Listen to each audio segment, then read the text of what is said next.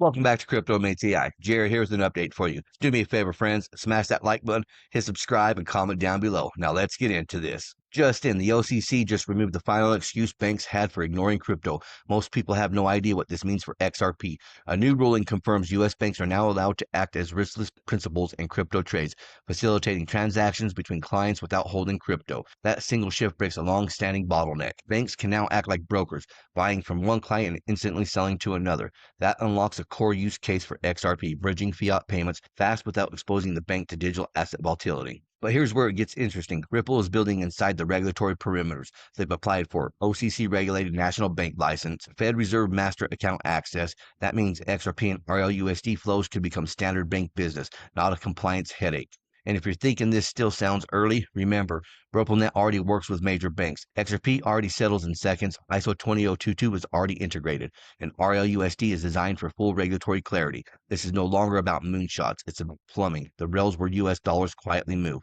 And the more you look at the infrastructure lining up behind XRP, comment, share, like, subscribe down below if you're bullish for XRP. And Bitwise just set the record straight. ETF issuer Bitwise explains why seller will never sell a Bitcoin. It's structurally untrue that MicroStrategy will be forced to sell its BTC. Translation, Sailor's stack isn't going anywhere. The diamond hands are institutional and the conviction is unmatched. Every dip he buys, every cycle he doubles down. And now ETF issues are backing this thesis. Let's hope Matt Hogan is right. If it's absolutely true. There's this meta in crypto Twitter and in the broader traditional media that MicroStrategy will be forced to sell its Bitcoin. And I think it's such simplistic thinking.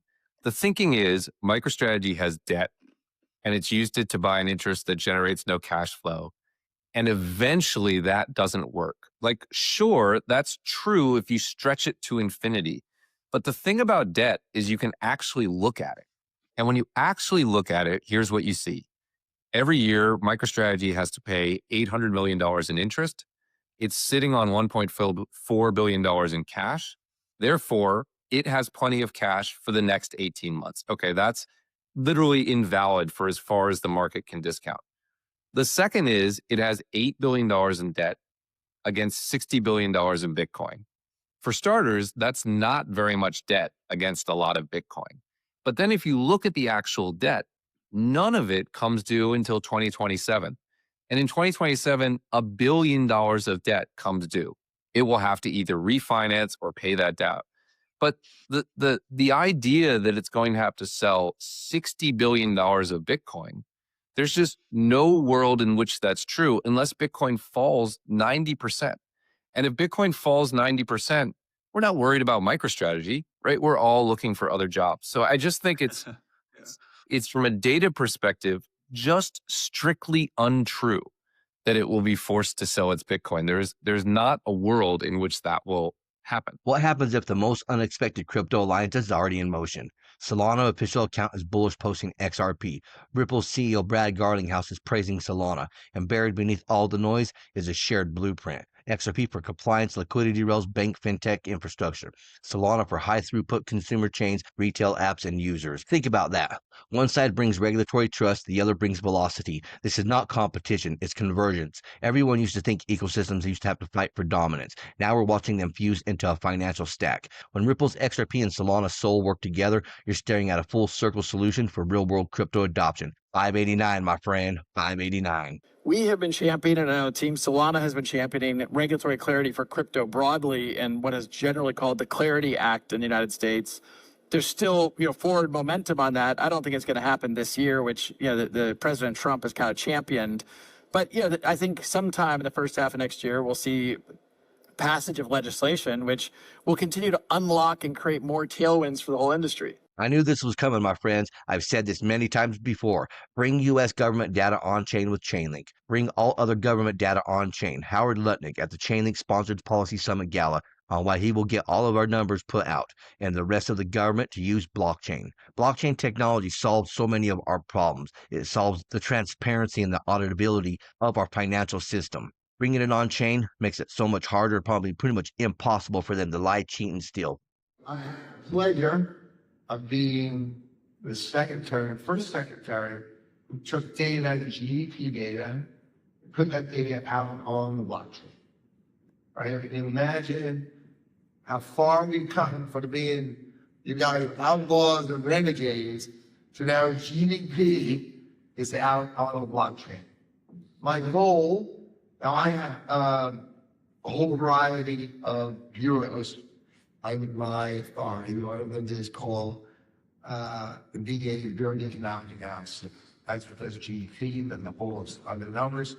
And I'm going to get all of our numbers put out under the blockchain. And then I'm going to use the rest of these couple of years to try to make the rest of the government to use the infrastructure and the technology that we created to try to get the rest of the government to use the blockchain for a distribution. And the idea is pretty simple, which is it modernizes the distribution, and the yield and this crowd makes this ordinary. No longer is it extraordinary, no longer is it groundbreaking. It becomes the way things should be. And that's what my objective is for this group, is to have data, numbers, distribution on the blockchain so that it becomes commonplace when the government and it becomes completely integrated to yourselves. We're going to make sure we're going to make sure that blockchain innovation happens right here, and we're going to show the world the way modern technology and modern blockchain is integrated together. This is the first time I've seen anybody from the government actually talk about putting government data and the government systems on blockchain technology, which is where it should be. We're going into new times here. Modernize everything, make everything up to date and current. All these systems should be able to communicate and talk to each other. That's exactly what blockchain technology provides. 4 weeks and XRP is now the fastest crypto spot ETF to reach 1 billion assets under management since ETH in the US. With over 40 crypto ETFs launched this year in the US alone, a few points are obvious to me.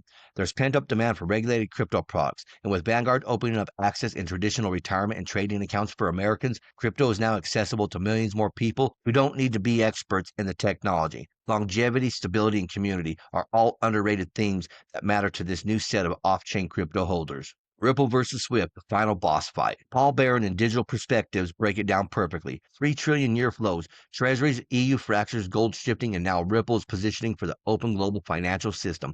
Wall Street sees XRP. Government feels it. This isn't noise. This is the reset. Or does that sound like Ripple is preparing for the open traditional financial market to use this innovation and technology for the betterment of their business and customers? Well, I think you look at just all of the strategic plays that Ripple has made.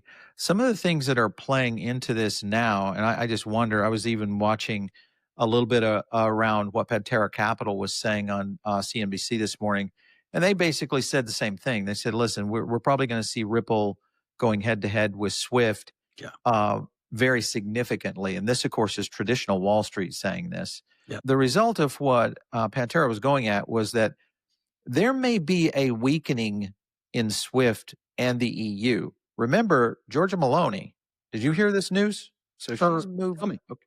All right, so she's the prime minister of Italy, moving these massive amounts, basically all the Italian gold reserves. Yes, I did. Trying to move that out of the EU.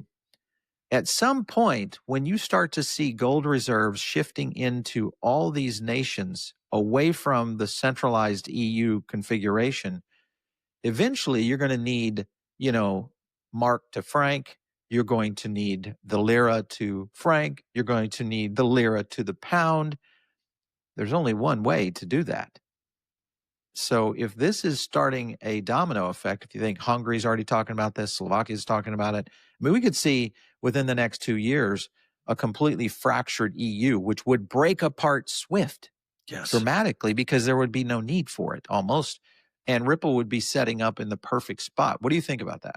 I'm not sure about you guys, but the EU is in big trouble. They have a lot of problems. Well, that's what I have for you folks. Until next time, stay savage, stay stacking, and I'll catch you in the next one. If you enjoyed this, smash that like button, hit subscribe, and comment down below. And if you want more crypto deep dives, check out our videos right here on Crypto Mates AI. Thank you for watching. Remember to always do your own research. This is not financial advice.